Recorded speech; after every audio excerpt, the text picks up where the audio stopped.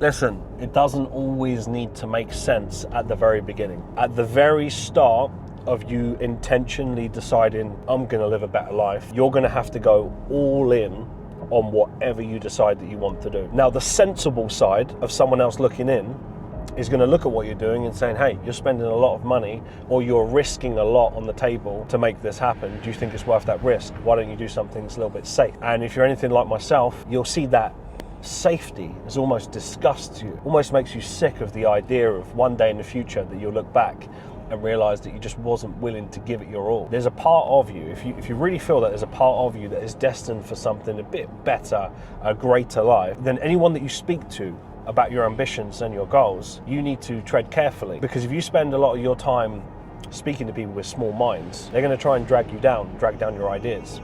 It's not all going to make sense at the very beginning. People are going to think you're a little bit loopy, think you're a bit crazy for going after these goals. But that's what it takes. It's the delusional optimist is the one that makes it out. And I know this because I was one of them. I was one of them to come from a council estate that you would have never thought in a million years that me, someone who pretty much failed all of their GCSEs, and I'm not proud of that, I don't wear that as a badge of honour, but this is the reality. I did not do well at school. You would not have picked me out of the crowd to say this is the one that's going to go on to be a multimillionaire. No way. Why was I able to do that? Well, I want to share with you very quickly something that I think goes under the radar and as to why I personally believe people don't succeed. I think it's because people are just so bad with money. People are awful when it comes to money. Their relationship with money is never good. And the silent killer in all of this is why you might find yourself in a situation. Do you ever feel like no matter how much money that you make, you feel like you just can't get ahead? And at the end of the year, you find yourself in a very similar position where maybe you're either still in debt, you haven't got any savings, and you just don't feel like you're progressing. Even if you progress in your work and you find ways to make more money, financially, you seem like you're in a similar position. Do you know what it is? And I've come to this conclusion. I've worked with thousands of people over the years, and I see it. No matter if someone earns 30k a year, 40k a year, 50k a year, even if they improve and start to make more money, they still fall into the same category, that they're in the same position. And it's what I call lifestyle inflation. That's why it's the silent killer. Now, I'm paraphrasing here, but these are like old proverbs, and what it essentially means is living below your means. And I remember I heard this years ago, which is like, even when you become rich, live like you're poor. I never understood it then. It took me so long to understand it. So even when you make money, live like you're poor. And all it essentially means is, as soon as you start making money, don't change anything. And don't change anything for longer than you think. Now, the lifestyle inflation and keeping up with the Jones theory is what is going to hit you. Because the moment that you start to make money, especially if you're someone who, let's say you never had any money, you grew up quite not that well off, maybe your family didn't come from money. The moment that you get a bit of money, you're going to have this impulsiveness to want to spend it, and you'll justify it. You'll justify it on, I've worked hard, I've put in a lot of time, I deserve this new car, I deserve this. It's all going to be about what you feel like you're entitled to. But if you want to be wealthy and you want to live a great life, and you don't just want, a better lifestyle for 2 to 3 years just to have to downgrade it, well, you're going to want to pay attention to this. If you can just be the type of person that when you start to make more money, you don't change anything, you already put yourself in a statistical advantage over the average person. So what I've observed over the years, that it does not matter if someone goes from working in a job from 30k to 40k, if they get a promotion, now they're in some sort of managerial role, they're now managing other people, they go from a 30k to 40k, they just increase their lifestyle. So as soon as they get that difference, it's like, wow, me and my partner can go out to eat once a week now. We go to a nice restaurant, we work hard, all of that extra responsibility, all of that extra pressure, we deserve it now, we can do that. And it happens at every increment that they're just not willing to accept that, right, we have more money now, but it doesn't mean that you should spend it. And when you don't work in ratios, which is what I wanted to share with you, if you're someone right now and you actually just want to get out of this 9 to 5 bullshit, 9 to 5 rat race, and you finally want to escape, if you don't get this part right, it doesn't matter if you earn 60k, 70k, 80k, you'll come back to this video in a couple of years and you'll say the same thing. Mark, I'm so much financially better off when it comes to my work, yet the same money is in my bank account at the end of the year. I'm not better off. I don't have any extra investments, I don't have any savings.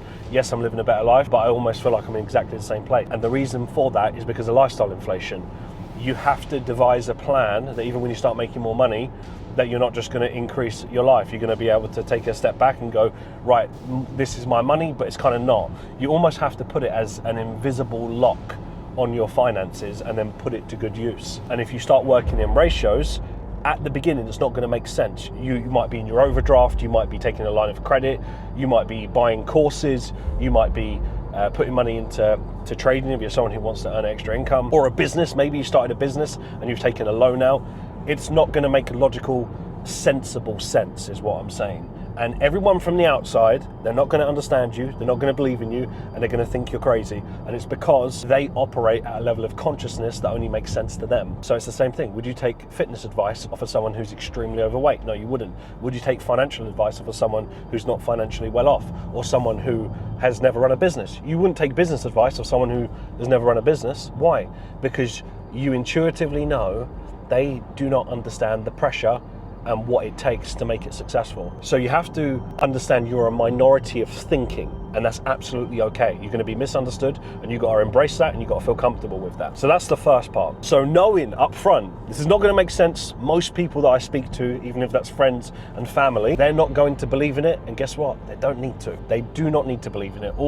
The only person that needs to believe in it is you. And it helps if you've got, a few good people in your corner backing you, believing in you, giving you some form of support when you have those moments of doubt, which inevitably we all do. Especially as men, we want to be leaders of our life. It's normal to feel that way at every level, by the way. Even when you start to make more money, the doubt doesn't disappear. You just get better at dealing with it. But the ratio part, this is the long term. This is the holy grail that you're aiming for in the future. Knowing that it doesn't make sense at first, you might be operating at, say, £2,000 comes in, £2,000 goes out. Fine, that doesn't have to be forever. You eventually want to work towards a ratio in which 50% of your income that comes in deals with everything. So then you've got 50% left over. Now, it's not a magical formula, it's just something to work toward. And eventually you'll be in a position that, let's say your outgoings is 2K, and now you're starting to make 4K after tax. You're working with a 50% ratio. So you can chuck in the comments right now what ratio you're working with. At the start, I don't care what it is. My one was almost over leveraged. It was that I was using all the money that I had was going into the thing that I was learning to do. For me, it was the financial markets. I was risking everything. And that's just what it takes if you want to live a top 1% life. If you're not willing to risk it, well, guess what? There are other people out there that are willing to risk it, and they will succeed when you won't. That is the harsh reality of the market. It's the level of sacrifice and level of risk that you're willing to take. But when you get to a point and the reason why people never make it to this ratio is the clue that I've already taught you. Lifestyle inflation, it fucks them up. They're not willing to live a humble life for long enough because they feel entitled to, because they work hard, they need to now actualize that and live a better life right now. But I'm here to tell you, you will not make it to the other side of success if you can't rein that in for a period of time. I'm not saying don't increase nothing. I'm not saying never spend money on a restaurant or, celebrate a mini milestone. Do all of that, but don't feel suddenly entitled. Now you're making an extra £1,000 a month. That warrants that you get the car, you get the apartment. No, that's where you're going to go wrong. Because inevitably life goes up and down, it's yin and yang, it's not always straightforward, and when you hit a bad patch, you're going to feel that pressure of what I could do with not having these extra luxuries that don't really add as much value as what I originally thought. That is the mentality that I wish I could share with you. And when you get to a point of a 50-50 ratio, you're already operating in the top 1%. In which that you've now got, let's say 4K, your expenses are 2K, you've now got 2K a month left over. Guess what you can do with that? You can start to put, right, 10% I save, 10% I put into an investment, 10% I invest back into myself, 10% I can use for a bit of fun. You can actually work within a ratio that is healthy. And then you don't have that sense of guilt that you might have right now where, deep down, you're spending money that you probably shouldn't spend. And you just do it anyway, just to realize at the end of the month, why did I spend so much on coffee this month? Why did I spend so much on going out? I didn't really need to do that. Why did I buy 2 new jumpers just to go on a night out? When now, I've just got a jumper that's worth 70% of what it was when I bought it, and I'm still not successful yet. So my bottom line question would be, do you want to be successful or not? Because this is what it takes. You have to be lean. You have to be lean with your finances. You have to get control of most people don't have their life in order. And you can get your life in order with things that I'm sharing with you. It's so simple. Just look at the last 3 months of your savings, look at the last 3 months of your bank account, and just look at where you spend your money. Understand where your money goes. Understand where your impulsive purchases go. And see where you can say, on one hand, Mark, I want to be a successful entrepreneur. I really want to be successful. And then every single month, if you're investing no money into yourself in making that happen, how can you take yourself seriously and say that you want to be an entrepreneur if all of your money just goes to things that doesn't actually add value in your life, but yet you want to maintain a certain quality of life and you're not willing to give that up. Well, I've got news for you. Other people are willing to give that up, and that's why they get in the position. So again, even when you start to become rich, live like you're poor. You really understand that, you get grips with that, eventually you'll be working to a 50-50 ratio. Guess what? You'll have savings, you'll have money, and you can be someone who's earning less. You could be someone who's on 40k a year and you will have more money in the bank and more invested than someone who's earning 80k a year if they cannot get their lifestyle inflation under control. It's not about how much you earn, it's about how much you keep and the way that you spend. It's your relationship with money. It's not taught in schools, it never will do, because the society, the system, it needs workers. It doesn't need a whole bunch of entrepreneurs. It just needs a certain amount to create the jobs and so on and so on. But we won't go down that rabbit hole. But if I knew these things earlier on, I'd be even wealthier than I am today. And I continue to stack, I continue to build, and I continue to live a very humble life, even though I can do whatever I want when I want. I can walk into a Lamborghini dealership tomorrow and I can buy one in every color. That's the reality. And I did not get to that position by the moment that I started making money, go, yeah, I'll just get that car straight away. No, I delayed the gratification and I said, right, I'll double down on investing into myself. I'll take care of my family. I'll do all of the important things and then I'll treat myself after. And I tell you what, getting rid of all of that desire just to want to feel entitled because I've worked hard and have all the things I always wish that I could, getting rid of that and going inwards and going, do you know what? I'm just confident because I'm genuinely, authentically, and I really mean this, I am happy having a coffee with my wife and going for a nice long dog walk. That is enough for me to just have some peace. And I'm so grateful for that. And what that does is it gives me a unique type of power that I'm not leveraged or gaining any confidence from the watch, the car, the house. Like these are all, it's the cherry on the cake. But the core of it, I just love my life. And I get to help so many people. Like when I interact with people and I see their life has changed and they go from, quiet, they don't really have their life figured out, their finances are all over the place, and they get their shit together. And now they're living a great life. They're more confident, they've got more money, more savings, and now they've got a skill where they're not leveraged by just a 9-to-5, and they can actually build their own empire with their own partner, their own family. That gives me so much more fulfillment than the extra car. And I know a lot of you will be thinking, yeah, it'd be nice to be in that position. The novelty wears off quicker than you think. And I'm not saying that to don't aim for the car. If that's your goal, great, aim for it. But I would rather you become confident with nothing so you can be happy with everything. Most people are just not clear on what they want out of life. Don't be like most people. Spend the time. Get extremely clear on exactly what you want. Remember, the brain doesn't know the difference.